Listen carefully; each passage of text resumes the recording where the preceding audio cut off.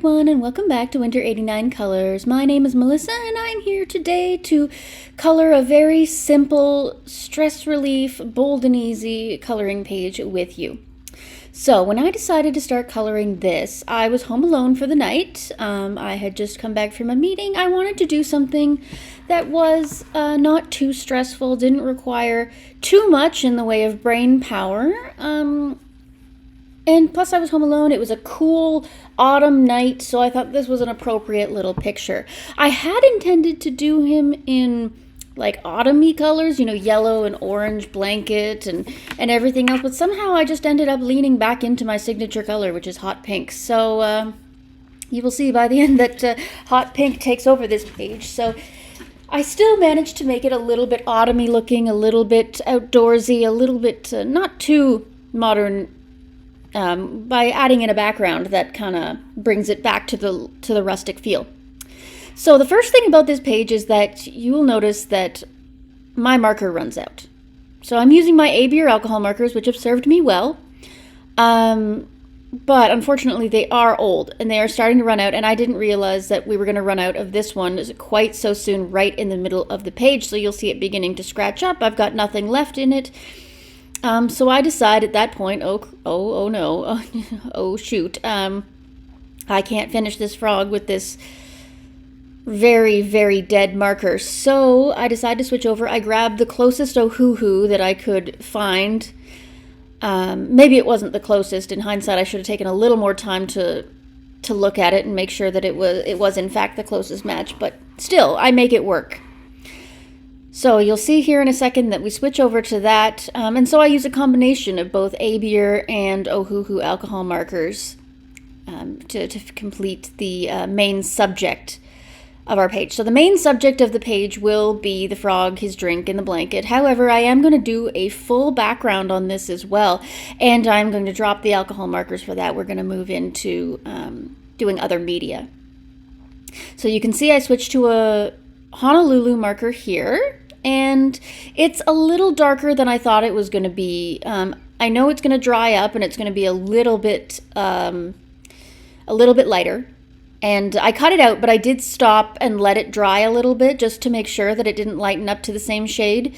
But I cut that out. You didn't need to sit there and wait for me to sit there and let it dry. So I cut it out, but I did determine that it was still too dark. So I do end up going over the other color with it. Now, it'll never be perfect because this weird blend in the middle is never going to be a perfect blend, so you'll have to forgive that. Hopefully you can do better if you're following along with your own markers.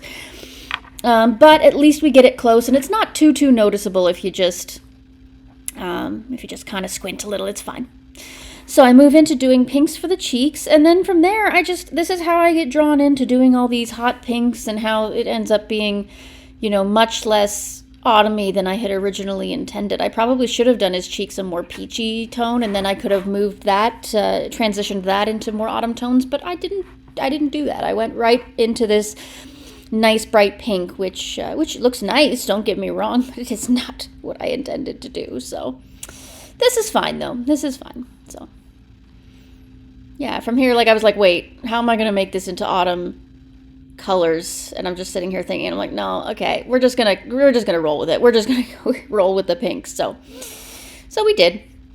So based on this, I know that some of my Honolulus are starting to get to the point that they need to retire. I've had that set for nearly 2 years now. They've served me incredibly well, but having worked with the bullet nib on these A-Beer markers for so long, I'm starting to wonder if I should transition from Honolulu over to Oahu. Now, I do know that there are some differences between the Honolulu and the Oahu, and there are pros and cons to both. They have different color charts. They're not exactly the same colors. Some of them are the same, but not all of them. B, from what we understand, the Oahus don't hold quite as much ink as the Honolulus. They're slightly slimmer barrels, so they don't hold quite as much ink. But that's fine because I've had these for 2 years and I still haven't used up a single marker, so I don't think that's going to be an issue. The other thing is the debate of brush versus bullet nib. A lot of people say that the brush nib is the absolute best of the best of the best, and you can't get any better than that. The only problem I'm finding, though, is that with the brush nibs, they're tending to get to a point where they're very frayed, and I'm going to have to replace some of them before the ink even runs out. And that's a bit difficult for someone who can't really order from Ohuhu themselves. I can only really order them through Amazon because I live in Canada. In Canada, the ordering from the Ohuhu website itself is very, very limited. You can see my markers running out here again, by the way, on the screen. It's I'm struggling, and I almost have to replace this marker too, but I decided to just struggle through it and finish it off. But yes, I can't get refills, and I can't get, individual markers from the Ohuhu website. They don't ship to Canada those items right now. They only ship the full large sets to Canada. So it's much easier for me to get things from Amazon. Anything that they'll put on Amazon, I can order much more easily. So I don't know how easy it's going to be for me to get those replacement Honolulu nibs. And I actually started to enjoy using the bullet nibs as I started using my ABR markers more. They seem to hold up a little bit better. Yes, they're not quite as fine point. Yes, they're not quite as good for the blending situation, but I don't find myself doing a ton of blending because most of the alcohol marker work that I do is on Amazon paper, and blending on Amazon paper is very wasteful as far as ink goes. Because I find that when you're blending on Amazon paper, you have to do your best to soak the paper and keep it wet, and the Amazon paper is very, very thirsty, and it tends to soak up a ton of your ink in order to keep it movable on the paper. So I find myself not doing so much of blending, but layering on this paper to create these desired effects that I want. And using a bullet nib for layering is just as effective as using a brush nib. Because I am not an artist, I am a colorist, I'm starting to think that bullet nib is more than sufficient for my needs, and I may be able to more cost effectively order a set of Oahu's to replace my Honolulu's, and that will be a little bit easier for me to maintain going forward in the future. I can buy smaller sets of the Oahu's to replace my any ones that run out until I'm able to get refills for the markers themselves. So that's just my thoughts. Let me know what you think down in the comments of my Oahu versus Honolulu situation. I'd like to get the 320 set if possible, but I may end up purchasing just the 36 skin set from the Oahu's first just to try them out and make sure they are in fact what I'm looking for.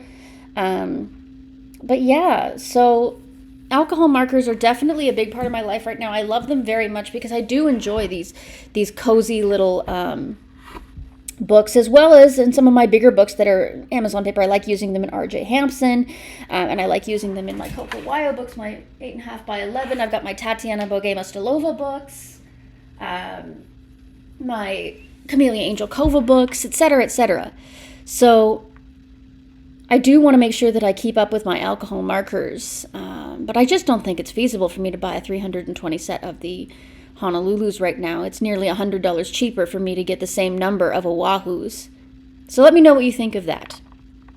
All right, so here I am covering up at this point in the video, I've decided that I want to cover up that other marker that I had started with. And when this dries, it dries pretty close to the same shade on both sides. It's still a little off. It's not going to be perfect, but at least it's better than it was before. So I ended up having to throw into the graveyard a couple of markers from this page. For some reason, they just decided that this was the time they're going to give it up. This marker in particular is another one. As you can see, it's not giving me its best effort, so it's got to go by the end of this as well.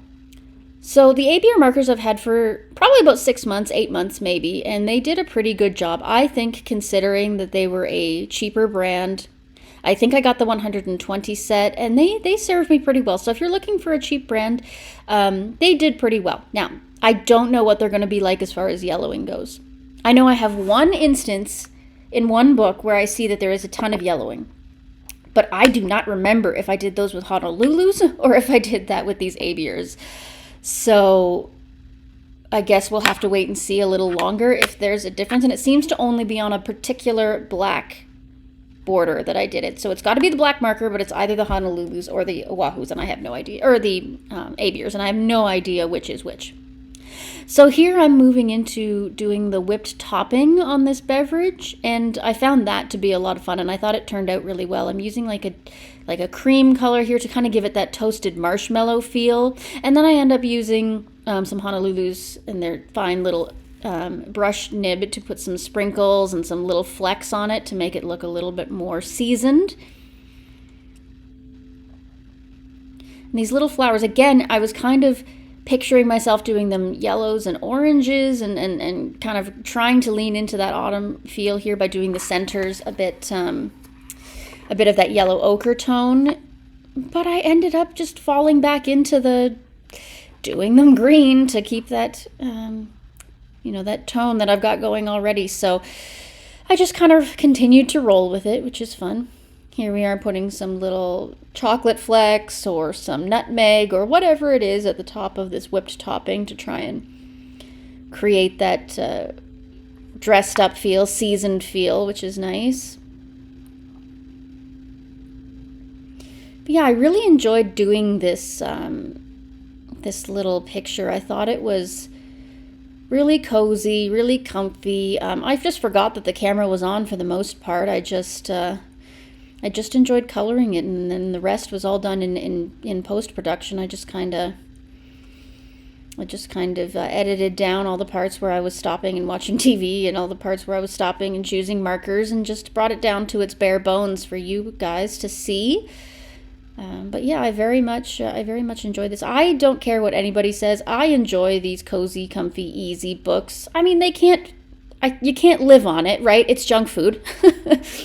It makes for a good snack now and then, a break from your regular diet, but you can't live on it.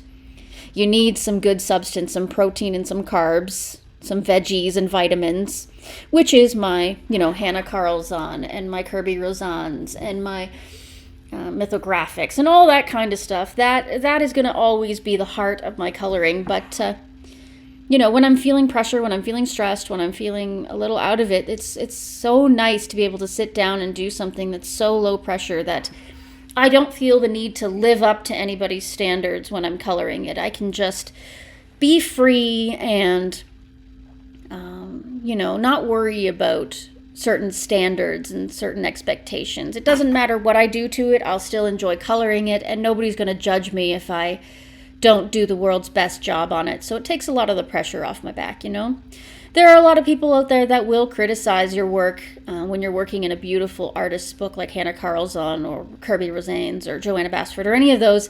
If you don't do your best on it, people will sometimes notice, and that's a lot of pressure to put on. Especially when I'm doing those beautiful artworks, I feel that, especially as a content creator, it's a lot of pressure to try and make sure that you are providing content to your viewers and the people that love you. You want to make sure that they get to see you work in those beautiful books. So every time I open one of those books, I think, yeah, I should definitely pull the camera out and I should definitely be on screen for this. And that can sometimes be a lot of pressure too. It can put me off working on those pieces. So, with these ones, I don't film every single one. In fact, I don't film many of them. Just once in a while I remember to throw the camera on, but I don't feel the pressure to show you every single one of these because, there's not a massive amount of technique that goes into them. There's hundreds of channels that are showing you how to do all the details and the shading on these. So I don't feel that same level of pressure as I do with my unique style that gets to be showcased in the more, advanced illustrators. I love having a full library of both to choose from, though. It makes me feel very happy and comfy. I have lots of Amazon printed books, lots of simpler books. Not as many as I'd like, mind you. I still need lots. There's still lots on my wish list that I need to get to. But yeah, I really, really like having that variety. I have lots of those bigger illustrators, and I'm so grateful to anybody that sent me any books of any kind. It makes my day every time, because this is an expensive hobby and expensive content to create, because so many people want to see the new things that you're getting in, want to work in the latest books, and that all costs money. And especially for somebody who's on disability, it's a really tough situation to be in. You want to provide all the best content, but you can't always afford to buy the newest and latest crazes. So I really appreciate when other people help me out on that. Not that it's necessary by any means. I can still work with everything that I've got, but it does help if you want to see the latest and greatest, or specific items, sending the latest books if that's what you want to see, or certain mediums and materials. You know, I can only do so much.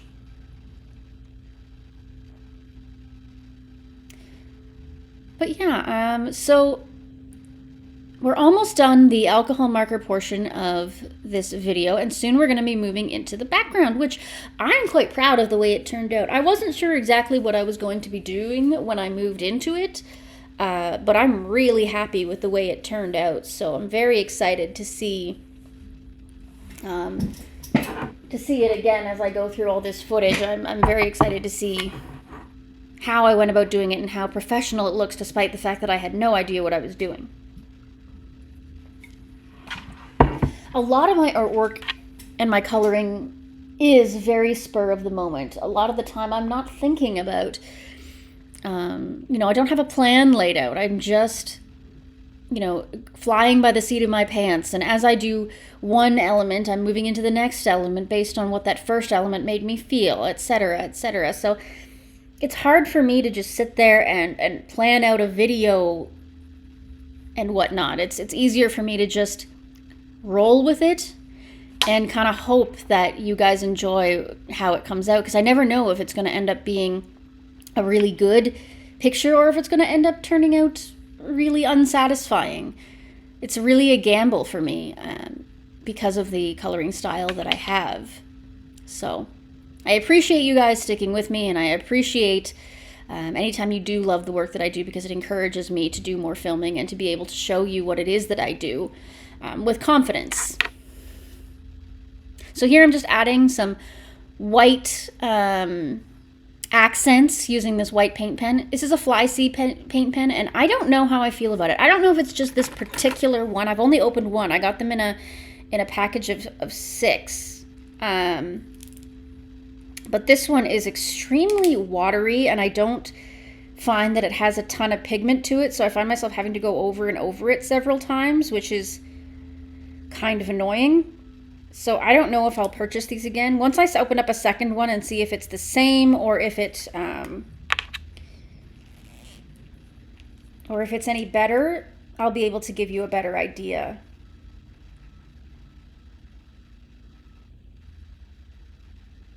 But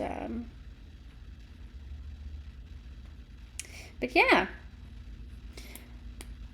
Oh dear. Sorry, I was just playing with one. Just as I was talking to you, I was playing with one of those white paint pens, and I opened it up a little more than I should have. So a little bit of entertainment there, vocal entertainment for you.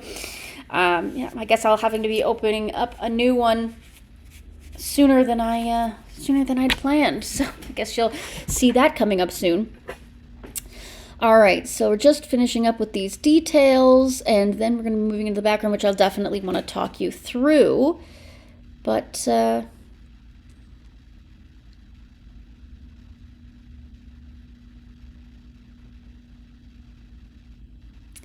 let me know down in the comments. Let me know if you like these style of videos where I'm just voicing over and chatting about things as I go, and they're just these short little ones.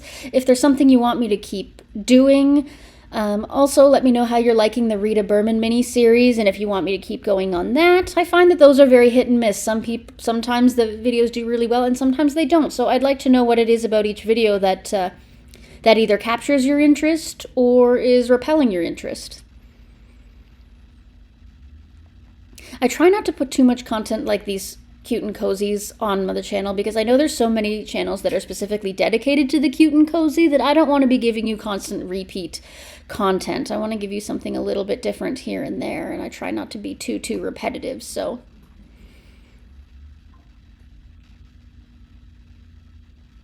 yeah, I think that little frog is starting to look pretty good, and here we go getting into the background. So I'm using these tempera paint sticks, which I got from the dollar store. You can get them on Amazon or at many craft stores. This particular one just happens to be from the dollar store, and it works very, very well. It's extremely transparent, which works really, really well for my purposes in this background, because that way if I accidentally get it over these nice bold black lines, I don't have to retrace the black lines. They just glide right over it and leave it black, which is fantastic in this instance.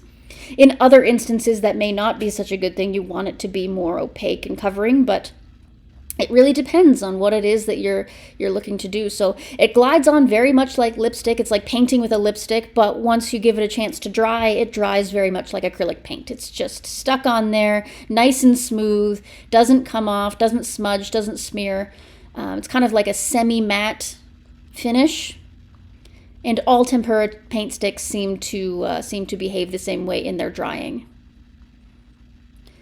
Sometimes I recommend doing like a second coat because it helps to reduce the streakiness, but ultimately you don't have to. They're nice and smooth texture-wise right from the get-go. You'll see here I'm trying to create a little bit of blend by lightly going over in little circles to try and get it to blend into the top color there, which I haven't decided at this point. I don't decide until right at that second exactly which color I'm going to go with for the sky. I'd thought about doing black or dark blue or dark purple to create that night sky because I know it's nighttime. But then I was like, I don't know. I don't know what to put in there that isn't going to clash. And then it came to me. Yep, we're going to do hot pink. So I was like, okay, maybe I'm making this a daytime scene. Maybe we're going to change it up and we're going to do a daytime drinking hot cocoa scene, but ultimately I still end up trying to make it a night scene, and you'll see that that actually works out way better than I had thought.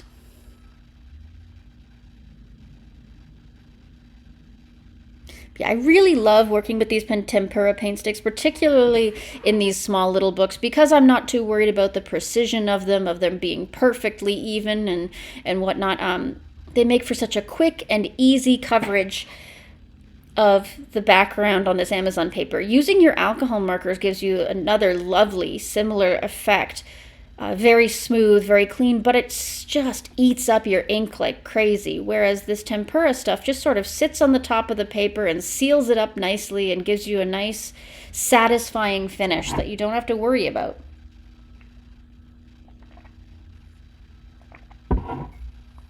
It does wrinkle the paper ever so slightly, just because it does have a water base technically, but because there's no actual water, like I said, it's only as wet as a lipstick. It doesn't quite create that much wrinkle. Not as much wrinkle as, say, using an actual acrylic paint or a watercolor paint. As long as you kind of let it dry between layers a little bit, it helps the integrity of the paper to remain usable. Much like a water-based marker, where if you only use one layer, it won't be perfectly streak-free, but it also won't harm the integrity of the paper too much. The tempera sticks are much the same in that sense. I like to, again, put a second layer, which helps to reduce that streakiness a little bit, give it a little bit more opacity, but it's technically not necessary. You can see me putting the second coat on here. And you can see there how shiny it is as I put the second coat on due to the wetness, that lipsticky effect. I keep comparing it to lipstick, but I figure you can all understand what I mean by the texture of lipstick. Once it dries, it will be more matte. Not 100% matte, but closer to matte than it looks now. It's not a gloss finish, that's for sure.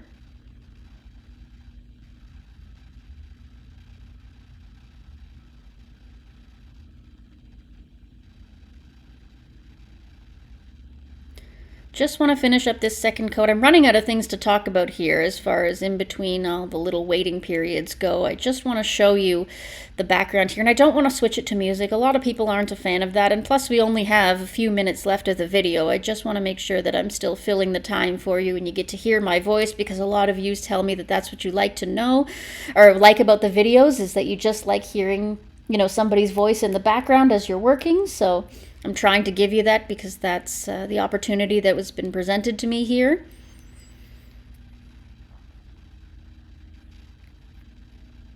All right, so I've got my second coat here on of the sky, and now I pull out a stencil that I think will be perfect. Now, because the tempera paint is not quite dry, it's almost dry, but it's not quite, the stencil actually sticks to it extremely well. So I don't have to tape it down or anything. It just stays where I put it, which is fantastic.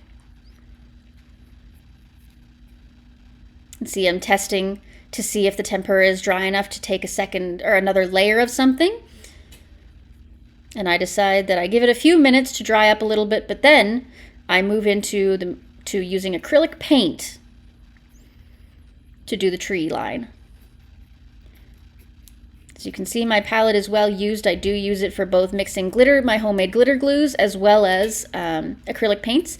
So I do have a variety of acrylic paints available to me. None of them are professional grade. They're all like Michael's brand, Craft Smart, a few folk arts, and a few other, deco arts. Just whatever I've got at the time that makes sense to me. Anything that's reasonably inexpensive that makes sense. So I decide to mix my own color here. I don't have a dark enough green, so I take the darkest green that I have and I add just a drop or two of black to it.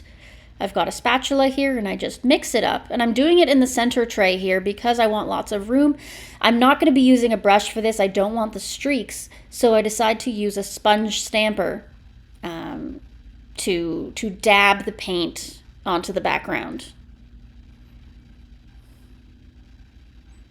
I got these, I believe, at Michael's in a pack of a dozen or something for a very inexpensive price. So I'm sure you can get them either on Amazon or at Michael's. I'll see if I can find some on Amazon that are similar and link them below. And you just dab, dab, dab. The sponge soaks up the paint and you just apply, it's like using a regular ink stamp, except that you can't swirl it around. You have to just dab. And you just build up the layers as you go. I enjoy using this technique in large areas and large backgrounds.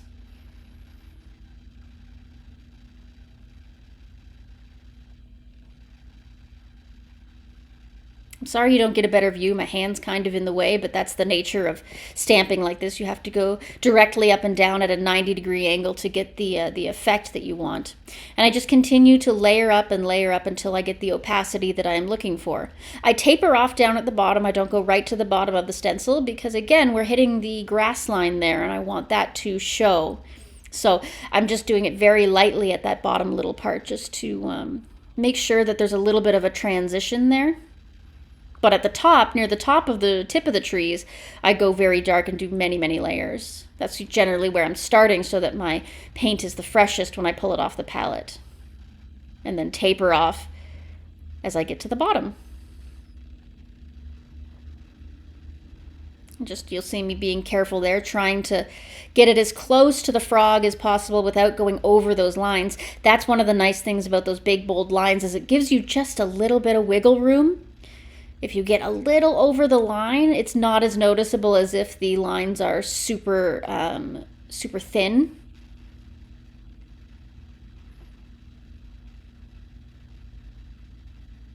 So then the next thing I'm going to be doing is those stars and the moon above, which is going to make it nighttime. And I decide to take some regular old clear Elmer's school glue and a paintbrush and paint in each of these little stars and moon. Now you want to do this very, reasonably thick. You don't want to put it on a super thin layer because it'll dry. It'll dry so quick that you won't have a chance to do the next step. And the next step, of course, is adding glitter. So I just get into every single one of the little stars that I can, making the layer of glue just a little bit thicker than what you normally would if you were just trying to paste something together. You want to make sure it's going to take some time to dry. You only really get one shot at this, so you have to be careful.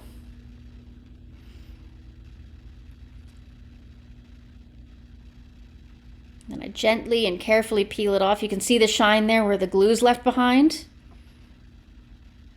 And then very carefully, without getting it on your tree line, you want to take your loose glitter. I chose a black holographic or a gunmetal holographic to go in reverse. So that way the moon and the stars are creating this dark nighttime look against the bright pink sky. I thought that that was a clever way of making up for the fact that I did not make this look very nighttime at all. And I'm just shaking a ton of the loose glitter on there because I can't really see where I put the stencil, so I have to be thorough. And what I'll do afterwards, unfortunately I didn't catch it on camera, but what I'll do after is I'll shake all the excess loose glitter off once it's dry into a piece of paper, turn it into a funnel, and put it back into the container so I can reuse it. I let it dry overnight sitting like this, and we end up with this. Thank you for watching. Thank you for being here with me. I hope you enjoyed this and enjoy the rest of your coloring day. Bye now. Toodaloo.